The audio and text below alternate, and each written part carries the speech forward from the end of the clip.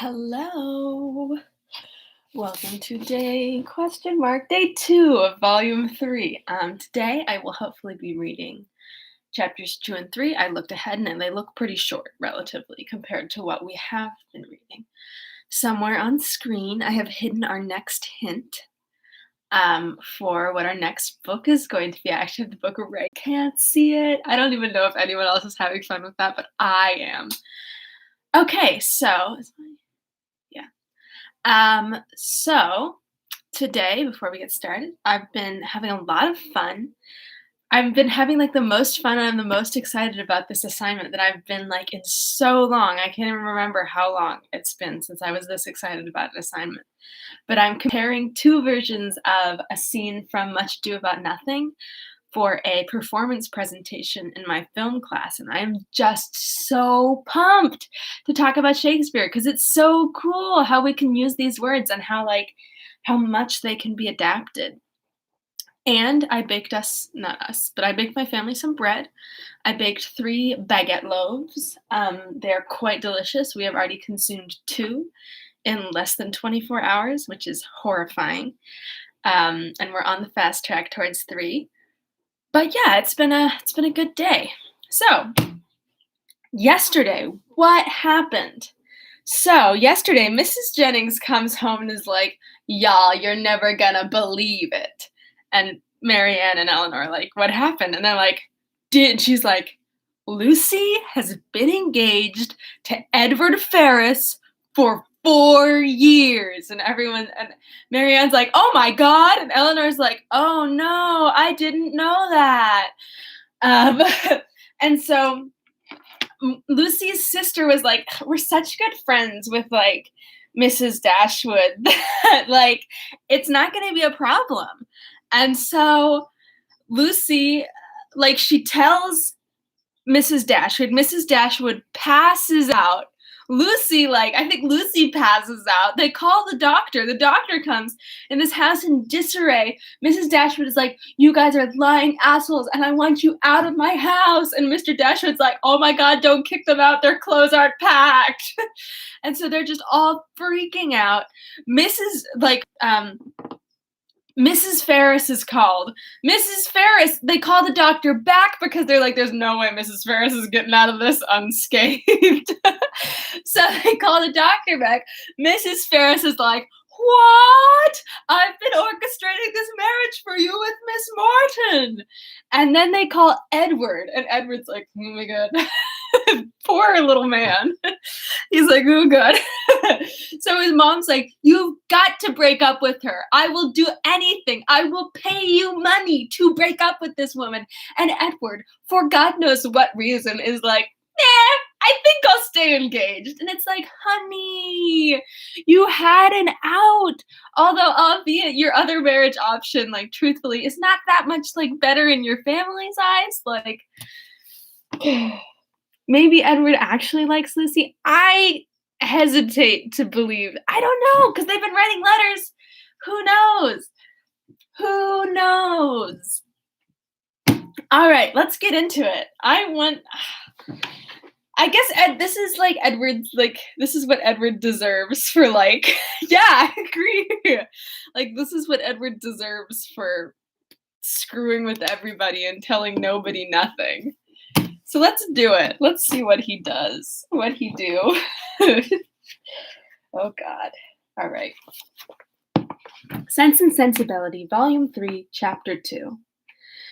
Mrs. Jennings was very warm in her praise of Edward's conduct, but only Eleanor and Marianne understood its true merit. They only knew how little he had had to tempt to be. They only knew how little he had had to tempt him to be disobedient, and how small was the consolation, beyond the consciousness of doing right, that could remain to him in the loss of friends and fortune. Eleanor gloried in his integrity, and Marianne forgave all his offences in compassion for his punishment. But though confidence between them was, by this public discovery, restored to its proper state, it was not a subject on which either of them were fond of dwelling when alone. Eleanor avoided it upon principle, as tending to fix still more upon her thoughts, by the too warm, too positive assurances of Marianne, that belief of Edward's continued affection for herself, which she rather wished to do away. And Marianne's courage soon failed her in trying to converse upon a topic which was always left her more dissatisfied with herself than ever by the comparison it necessarily produced between Eleanor's conduct and her own. I'm working on making better hints. I'll give you what the hint is at the end of the episode in case you don't get it, because it's hard to see things back there. Okay. She felt all the force of that comparison, but not as her sister had hoped, to urge her to exertion now. She felt it with all the pain of continual self-reproach, regretted most bitterly that she had never exerted herself before, but it brought only the torture of penitence without the hope of amendment. Her mind was so much weakened that she still fancied present exertion impossible, and therefore it only dispirited her more. Nothing new was heard by them for a day or two afterwards of the affairs in Harley Street or Bartlett's Buildings. But though so much of the matter was known to them already that Mrs. Jennings might have had enough to do in spreading that knowledge farther, without seeking after more, she had resolved from the first to pay a visit of comfort and inquiry to her cousins as soon as she could, and nothing but the hindrance of more visitors than usual had prevented her going to them within that time. Excuse me. I just had some grapes. The third day succeeding their knowledge of the particulars was so fine, so beautiful a Sunday as to draw many to Kensington Gardens, though it was only the second week in March. Mrs. Jennings and Eleanor were of the number, but Marianne, who knew that the Willoughbys were again in town, and had a constant dread of meeting them, chose rather to stay at home than venture into so public a place. An intimate acquaintance of Mrs. Jennings joined them soon after they entered the gardens, and Eleanor was not sorry that by her continuing with them, and engaging all Mrs. Jennings' conversation, she was herself left to quiet reflection. She saw nothing of the Willoughbys, nothing of Edward, and for some time nothing of anybody who could be at any chance, whether grave or gay, be interesting to her. But at last she found herself with some surprise accosted by Miss Steele, who, though looking rather shy, expressed great satisfaction in meeting them, and on receiving encouragement from the particular kindness of Mrs. Jennings, left her own party for a short time to join theirs. Mrs. Jennings immediately whispered to Eleanor, "Get it all out of her, my dear. She will tell you anything if you ask. You see, I cannot leave Mrs. Clark." It was lucky, however, for Mrs. Jennings' curiosity, and Eleanor's too, that she would tell anything without being asked, for nothing would otherwise have been learnt. "I am so glad to meet you," said Miss Steele, taking her familiarly by the arm, "for I wanted to see you of all things in the world." And then, lowering her voice, "I suppose Mrs. Jennings has heard all about it. Is she angry?" "Not at all, I believe, with you." "That is a good thing. And Lady Middleton, is she angry?" "I cannot suppose it possible that she should." "I am monstrous glad of it." "The who?" "I don't know." "I am monstrous glad of it. Good gracious, I have had such a time of it. I never saw Lucy in such a rage in my life. She vowed at first that she would never trim me up a new bonnet, nor do anything else for me again, so long as she lived. But now she is quite come to, and we are as good friends as ever. Look, she made me this bow to my hat, and put it in the feather last night." So this is Lucy's older sister, the one who told Edward's sister that they were engaged. "Good gracious."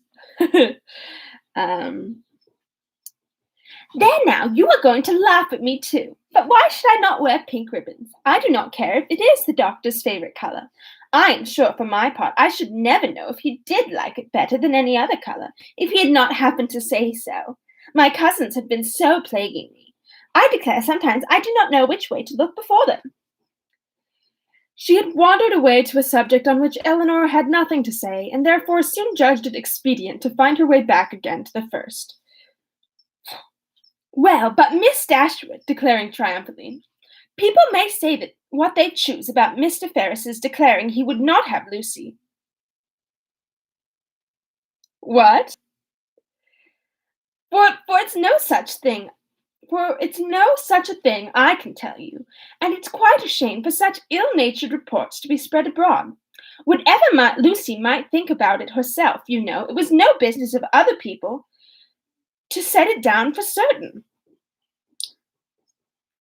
Okay, so is he not engaged to her anymore? Okay. I never heard anything of the kind hinted at before, I assure you, said Eleanor. Oh, did not you? But it was said, I know very well, and by more than one, for Miss Goodby told Miss Sparks that nobody in their senses could expect Mr. Ferris to give a woman like Miss Morton, with £30,000 to her fortune, for Lucy Steele that had nothing at all, and I had it from Miss Sparks myself. And besides that, my cousin Richard said himself that when it came to the point, he was afraid Mr. Ferris would be off. And when Edward did not come near us for 3 days, I could not tell what to think myself. And I believe in my heart Lucy gave it all up for lost, for we came away from your brother's on Wednesday, and we saw nothing of him, not all Thursday, Friday, and Saturday, and did not know what was become with him. Once Lucy thought to write to him, but then her spirits rose against that. However, this morning he came just as we came home from church, and then it all came out, how he had been sent for Wednesday to Harley Street, and been talked to by his mother and all of them, and how he had declared before them all that he loved nobody but Lucy, and nobody but Lucy would he have. Damn it, Edward! And how he had been so worried by what passed that as soon as he had went away from his mother's house, he had got upon his horse and rid into the country somewhere or other, and how he had stayed about at an inn all Thursday and Friday on purpose to get the better of it. And after thinking it all over again, he said it seemed to him as if now he had no fortune and nothing at all.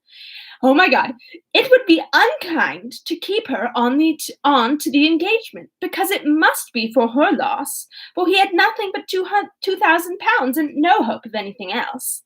And if he was to go to orders, as he had some thoughts, he could not get nothing but a curacy, and how was they to live upon that? He could not bear to think of her doing no better, and so he begged, if she had the least mind for it, to put an end to the matter directly, and to leave him to shift for himself. Okay, Edward. I heard him say all this as plain as could possibly be, and it was entirely for her sake and upon her account that he said a word about being off, and not upon his own. I will take my oath he never dropped a syllable of being tired of her, or wishing to marry Miss Morton, or anything like that. But to be sure, Lucy would not give ear to such kind of talking, so she told him directly, with a great deal about sweet and love, and all that. Ooh la! One can't repeat such kinds of things, She told him directly she had not the least mind in the world to be off, for she could live with him upon a trifle, and how little soever he might have, she should be very glad to have it all, or something of the kind. So then he was monstrous happy, and talked on some time about what they should do, and they agreed he should take orders directly, and they must wait to be married till he got a living. Damn it, Edward, I don't think you love her at all, but also we're just hearing this through the Miss Steeles. And just then I could not hear any more, for my cousin called from below to tell me Mrs. Richardson was come in her coach and would take one of us to Kensington Gardens. So I was forced to go into the room and interrupt them to ask Lucy if she would like to go, but she did not care to leave Edward, so I just ran upstairs and put on a pair of silk stockings and came off with the Richardsons. I do not understand what you mean by interrupting them, said Eleanor. You were all in the same room together, were you not? No, indeed, not us. La, Miss Dashwood, do you think people make love when anybody else is by? Oh, for shame! To be sure, you must know better than that. Laughing affectedly. No, they were shut in the drawing room together, and all I heard was only by listening at the door. How? Cried Eleanor. Have you been repeating to me what you only learnt by yourself by listening at a door? I am sorry I did not know it before, for I certainly would not have suffered you to give me particulars of a conversation which you ought not to have known yourself. How could you behave so unfairly by your sister? Oh, la, there is nothing in that. I only stood at the door and heard what I could. And I am sure Lucy would have done just the same by me, for a year or two back, when Martha Sharp and I had so many secrets together, she never made any bones of hiding in a closet or being in a chimney board on purpose to hear what we said. I'm sorry, being or behind a chimney board? I don't know what a chimney board is, so I'm forced to assume that she was stuffed up a chimney. I'm sure that's not the case. Eleanor tried to talk of something else, but Miss Steele could not be kept beyond a couple of minutes from what was uppermost in her mind. Edward talks of going to Oxford soon, said she, but now he is lodging at number something Pall Mall. Pall Mall. That's the worst possible combination for me. What an ill-natured woman his mother is, ain't she? And your brother and sister were not very kind. However, I shan't say anything against them to you, and to be sure they did send us home in their own chariot, which was more than I looked for. And for my part, I was all in a fright for fear your sister should ask us for the huswives. What? I don't know what the huswives. She had gave us a day or two before, but however, nothing was said about them, and I took care to keep mine out of sight. Edward have got some business at Oxford, he says, so we must go there for a time, and after that, as soon as he can light upon a bishop, he will be ordained. I wonder what curacy he will get. Good gracious! Giggling as she spoke, I'd lay my life I know what my cousins will say when they hear of it. They will tell me I should write to the doctor to get Edward the curacy of his new living. I know they will, but I am sure I would not do such a thing for all the world. La, I shall say directly, I wonder how you could think of such a thing. I write to the doctor, indeed. La. Well, said Eleanor, it is a comfort to be prepared against the worst. You have got your answer ready. Miss Steele was going to reply on the same subject, but the approach of her own party made another more necessary. Oh la, here comes the Richardsons. I had a vast deal more to say to you, but I must not stay away from them any longer. I assure you they are very genteel people. He makes a monstrous deal of money, and they keep their own coach. I have not time to speak to Mrs. Jennings about it myself, but pray tell her I am quite happy to hear that she is not in anger against us, and Lady Middleton the same. And if anything should happen to take you and your sister away, and Mrs. Jennings should want company, I am sure we would be very glad to come and stay with her for as long as she likes. I suppose Lady Middleton won't ask us any more this bout. Goodbye. I'm sorry Miss Marianne was not here. Remember me kindly to her. La, if you have not got your best spotted muslin on, I wonder you was not afraid of its being torn. Oh my God, this woman. Such was her parting concern, for after this she had time only to pay her farewell compliments to Mrs. Jennings. Before her company was claimed by Mrs. Richardson, and Eleanor was left in possession of knowledge which might feed her powers of reflection for some time, though she had learnt very little more than what she had already foreseen and foreplanned in her own mind. Edward's marriage with Lucy was firmly determined on, and the time of its taking place remained as absolutely uncertain as she had concluded it would be. Everything depended on, exactly after her expectation, on his getting that preferment of which, at present, there seemed not the smallest chance. Girl, this is a man who if you were like, hey honey, can you go to the store and get some milk? And he's like, sorry, I couldn't get the milk. I was like, couldn't ask for it. There wasn't any milk in the front, so I didn't ask for the milk. And she's like, could you not have just asked the clerk? And he's like, I know, I'm sorry, I couldn't have asked the clerk. And she's like, oh, Jesus. Oh, baby boy. He's trying, we think. As soon as they returned to the carriage, Mrs. Jennings was eager for information, but as Eleanor wished to spread as little as possible intelligence that had in the first place been so unfairly obtained, she confined herself to the brief repetition of such simple particulars as she felt assured that Lucy, for the sake of her own consequence, would choose to have known. The continuance of their engagement and the means that were to be taken for promoting its end was all her communication, and this produced for Mrs. Jennings the following natural remark. Listen, I am only mean to Edward because I feel like many of these things I would do. So it's really just me being mean to me. Although I am good at asking clerks for things now, though I do feel great bouts of anxiety whilst doing it. All right. Wait for his living. Aye, we all know how that will end. Till they wait a 12-month, and finding no good comes of it, we'll settle down upon a curacy of £50 a year, with the interest of his £2,000, and what little matter to Miss Steele and Mr. Pratt can give her. Then they will have a child every year, and Lord help them, how poor they will be. I must see what I can give them towards furnishing their house. 2 maids and 2 men, indeed, as I talked of the other day. No, no, they must get a stout girl of all works. Betty's sister would never do for them now. Next morning brought Eleanor a letter by the twopenny post from Lucy herself. It was as follows. Ooh. Bartlett's Building, March. I hope my dear Miss Dashwood will excuse the liberty I take of writing to her, but I know your friendship for me will make you pleased to hear such a good account of myself and my dear Edward. After all the troubles we have went through lately, therefore will make no more apologies, but proceed to say that, thank God, though we have suffered dreadfully, we are both quite well now, and as happy as we must always be in one another's love. We have had great trials and great persecutions, but however, at the same time, gratefully acknowledge many friends, yourself not the least among them, whose great kindness I shall always thankfully remember, as well as will Edward too, who I have told of it. I am sure you will be glad to hear, as likewise dear Mrs. Jennings.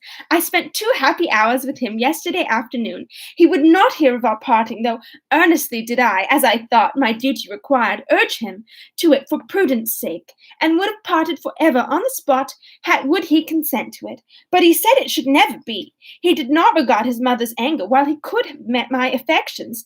Our prospects are not very bright, to be sure, but we must wait, and hope for the best. He will be ordained shortly, and it should ever be in your power to recommend to him anybody that has a living to bestow, and very sure you will not forget us. And dear Mrs. Jennings, too, trust she will speak a good word for us to Sir John, or Mr. Palmer, or any friend that may be able to assist us. Poor Anne was much to blame for what she did, but she did it for the best, so I say nothing. Hope Mrs. Jennings won't think it too much trouble to give us a call, should she come this way any morning. 'Twould be a great kindness, and my cousin would be proud to know her. My paper reminds me to conclude, and begging to be most gratefully and respectfully remembered to her, and to Sir John, and Lady Middleton, and the dear children, when you chance to see them, and love to Miss Marianne. I am, blah, blah, blah. Essentially. It just says, I am, etc., etc. Oof. Oh, man. Okay, so Miss Steele, her sister, I think Miss Steele told her the truth, which is that Edward was like, yo, we should call this off. And Lucy was like, no. And then Lucy's like, and I was like, we should call this off, Edward. And Edward was like, no. But it seems like somebody is telling a little fibsy. As soon as Eleanor had finished it, she performed what she concluded to be its writer's real design by placing it in the hands of Mrs. Jennings, who read it aloud with many comments of satisfaction and praise. Very well indeed. How prettily she writes. Aye, that was quite proper to let him be off if he would. That was just like Lucy. Poor soul, I wish I could get him a living with all my heart. She calls me dear Mrs. Jennings, you see. Oh, she is a good-hearted girl as ever lived. Very well, upon my word. That sentence is very prettily turned. Yes, yes, I will go and see her, sure enough. How attentive she is to think of everybody. Thank you, my dear, for showing it to me. It is a pretty letter as ever I saw, and does Lucy's head and heart great credit, except that she's lying in it. Chapter 3. The Miss Dashwoods had now been rather more than 2 months in town, and Marianne's impatience to be gone increased every day. She sighed for the air, the liberty, the quiet of the country, and fancied that if any place could give her ease, Barton must do it. Eleanor was hardly less anxious than herself for their removal, and only so much less bent on its being effected immediately, as that she was conscious of the difficulties of so long a journey, which Marianne could not be brought to acknowledge. She began, however, seriously to turn her thoughts toward its accomplishment, and had already mentioned their wishes to their kind hostess, who resisted them with all the eloquence of her goodwill, when a plan was suggested, which, though detaining them from home yet a few weeks longer, appeared to Eleanor altogether more eligible than any other. The Palmers were to remove to Cleveland about the end of March for the Easter holidays, and Mrs. Jennings, with both her friends, received a very warm invitation from Charlotte to go with them. This would not, in itself, have been sufficient for the delicacy of Miss Dashwood, but it was informed with so much real politeness by Mr. Palmer himself, as, joined to the very great amendment of his manners towards them since her sister had been known to be unhappy, induced her to accept it with pleasure. Mr. Palmer's like, oh my god, another person is unhappy. I'm coming. Finally, I'm not alone. Poor Mr. Palmer. When she told Marianne what she had done, however, her first reply was not very auspicious. Cleveland, she cried with great agitation. No, I cannot go to Cleveland. You forget, said Eleanor gently, that its situation is not, that it is not in the neighborhood of, but it is in Somersetshire. I cannot go into Somersetshire. There where I looked forward to going. No, Eleanor, you cannot expect me to go there. Eleanor would not argue upon the propriety of overcoming such feelings. She only endeavored to counteract them by working on others, and represented it therefore as a measure which would fix the time of her returning to that dear mother whom she so much wished to see, in a more eligible, more comfortable manner than any other plan could do, and perhaps without any greater delay. From Cleveland, which was within a few miles of Bristol, the distance to Barton was not beyond 1 day, though a long day's journey, and their mother's servant might easily come there to attend them down.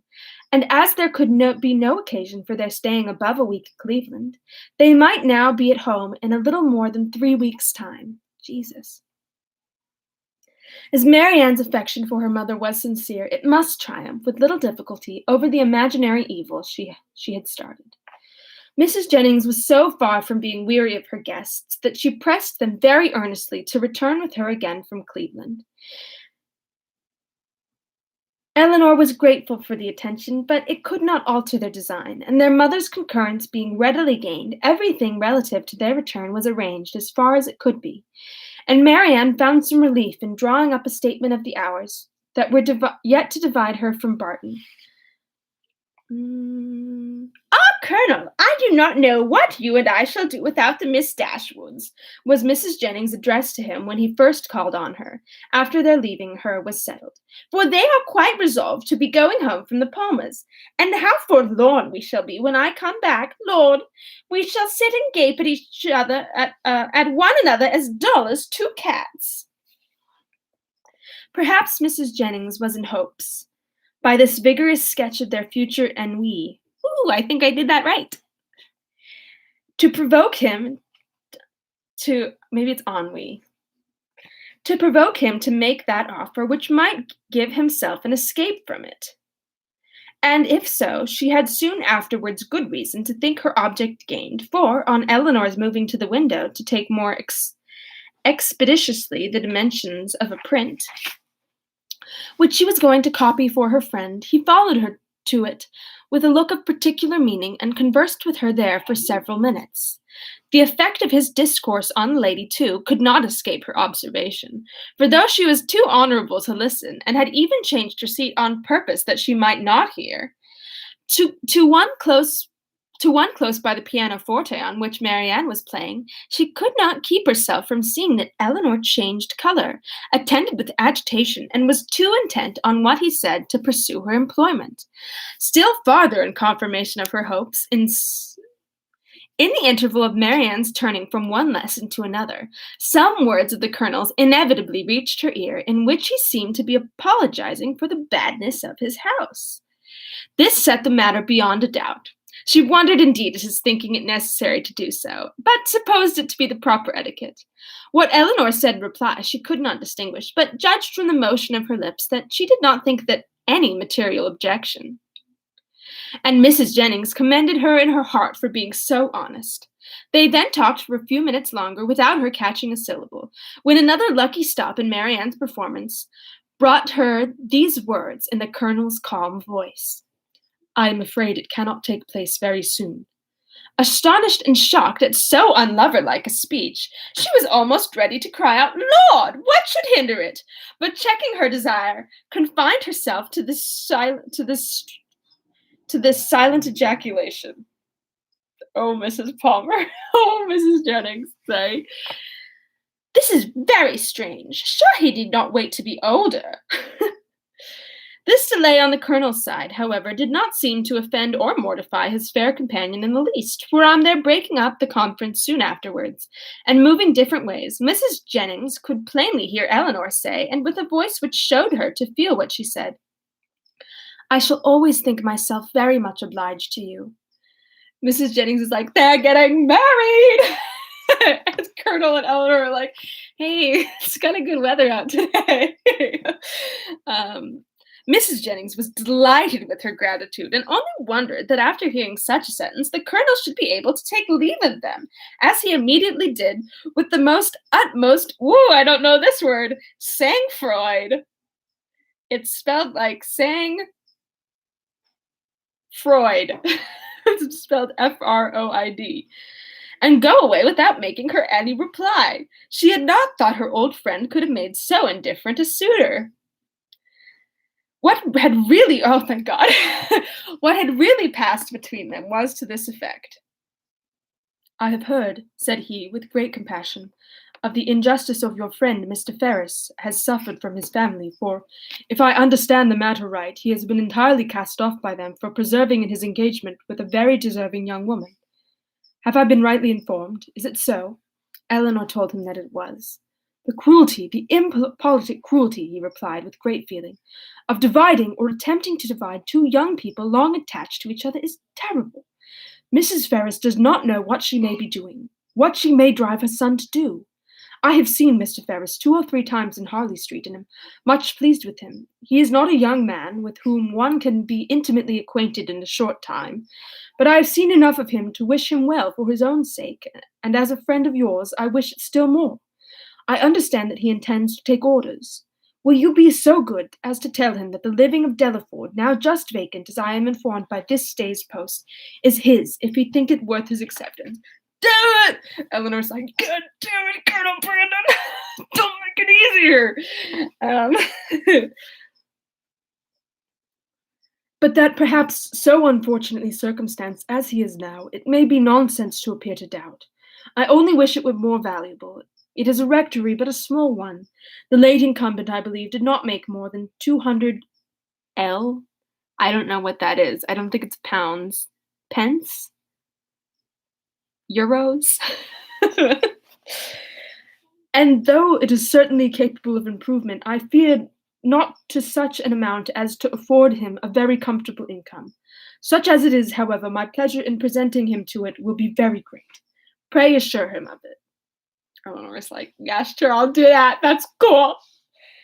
Eleanor's astonishment at this commission could hardly have been greater had the colonel been really making her an offer of his hand. The preferment, which only 2 days before she had considered as hopeless for Edward, was already provided to enable him to marry, and she, of all people in the world, was fixed on to bestow it. Her emotion was such as Mrs. Jennings had attributed to a very different cause, but whatever minor feelings, less pure, less pleasant, might have a share in that emotion, her esteem for the general benevolence, and her gratitude for the particular friendship which together sorry, which together prompted Colonel, that's almost as bad as decomposed, um, which together prompted Colonel Brandon to this act, were strongly felt and warmly expressed. She thanked him for it with all her heart, spoke of Edward's principles and disposition with that praise which she knew them to deserve, and promised to undertake the commission with pleasure, if it were really his wish to put off so agreeable an office to another. But at the same time, she could not help thinking that no one could so well perform it as himself. It was an office, in short, from which, unwilling to give Edward the pain of receiving an obligation from her, she would have been very glad to be spared herself, but Colonel Brandon, on motives of equal delicacy, declining it likewise, still seemed so desirous of its being given through her means that she would not on any account make farther opposition. Edward, oh my God, she believed was still in town, and fortunately she had heard his address from Miss Steele. She could undertake, therefore, to inform him in the course of the day. After this had been settled, Colonel Brandon began to talk of his own advantage in securing so respectable and agreeable a neighbor. And then it was that he mentioned with regret that the house was small and indifferent, an evil which Eleanor, as Miss Jennings had supposed her to do, made very light of, at least as far as regarded its size. "The smallness of the house," said she, "I cannot imagine any inconvenience to them, for it will be in proportion to their family and income." By which the Colonel was surprised to find that she was considering Mr. Ferris's marriage as the certain consequence of the presentation, for he did not suppose it possible that Delaford living could supply such an income as anybody in his style of life would venture to settle on, and he said so. "This little rectory can do no more than make Mr. Ferris comfortable as a bachelor. It cannot enable him to marry. I am sorry to say that my patronage ends with this, and my interest is hardly more extensive. If, however, by any unforeseen chance it should be in my power to serve him farther, aka if you were getting married to him, I must think very differently of him from what I now do, for I am not as ready to be useful to him then, as I sincerely wish I could be at present. What I am doing now, indeed, seems nothing at all, since it can advance him so little towards what must be his principal, his only object of happiness. His marriage must still be a distant good, at least I am afraid it cannot take place very soon." Such was the sentence which, when misunderstood, so justly offended the delicate feelings of Mrs. Jennings. But after this narration of what really passed between Colonel Brandon and Ellador, while they stood at the window, the gratitude expressed by the latter on their parting may perhaps appear in general not less reasonably excited nor less properly worded than if it had arisen from an offer of marriage. And that's the end of that chapter. Jane, we don't have enough time to fill this hours. Jane, this is like, what's gonna happen? This is all we have left, Jane. It's fine. Okay. All right. I from Pride and Prejudice, I remember like she wraps it up in like 3 pages, and you're like, hold on, let them be happy for like 2 seconds before you move on. Oh, my computer's gonna die. Okie dokie. What a fun time today. I will be in. Tomorrow is Friday. Oh my God. Oh, no, we're good. We're good. Tomorrow's Friday. I will see you all then at 3 o'clock when we tune in for hopefully chapters 4 and 5 of Sense and Sensibility. Oh, your hint today was this. This is your hint. Can everybody see it? I hid it in plain sight. Ha ha ha ha ha. Okie dokie. All right, I'm gonna take it off now because I am not religious and it feels weird. I thought it was like burning my skin when I put it on because I haven't been to church in so long. And also I'd no longer support the church. Okay, I'm leaving now. Okay. Goodbye. Yeah, we should let's just read the Book of Esther. I used to do that in church when I was bored. I'd read the Book of Esther because I was like, this is the only one about a girl. So that's when I knew that I was gonna have problems in the halls of media and literature. Okie dokie. All right, now I'm really leaving. I'm really leaving this time. Okay, goodbye. Here I go. She's leaving. She's leaving home.